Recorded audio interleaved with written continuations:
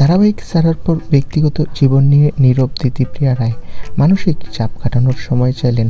রানী রাসমণি ধারাবাহিক শেষ করার পর ছোট পর্দায় ফেরার সুযোগ পায় দিতিপ্রিয়া। চিরদিনই তুমি যে আমার এর অপর্ণা চরিত্রে অভিনয় করে দর্শক হৃদয় জয় করেছিলেন তিনি। কিন্তু সহ অভিনেতা জিতু কমলের সঙ্গে ঘটানো বিতর্ক এবং সামাজিক মিডিয়ায় বয়কটের ডাকের কারণে শারীরিক অসুস্থতা দেখিয়ে তিনি ধারাবাহিক ছেড়ে দেন। ধারাবাহিক ছাড়ার পর কিছুদিন নীরব থাকা অভিনেত্রী সম্প্রতি সংবাদ মাধ্যমকে জানান, ভালো আছি, তবে এই মুহূর্তে ধারাবাহিক ছাড়ার বিষয়ে আর কিছু বলতে চাই না।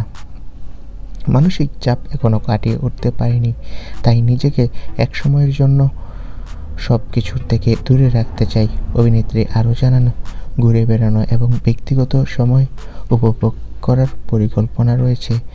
সামাজিক যোগাযোগ মাধ্যমে তিনি জলঘোলা ঘটালেও তিনি এখন নিজের জীবন ব্যক্তিগত রাখতে চাচ্ছেন। কাজের দিক থেকে কখন ফিরবেন সেটাও আপাতত এক বড় সারপ্রাইজ রাখছেন অভিনেত্রী দিতিপ্রিয়া রায়।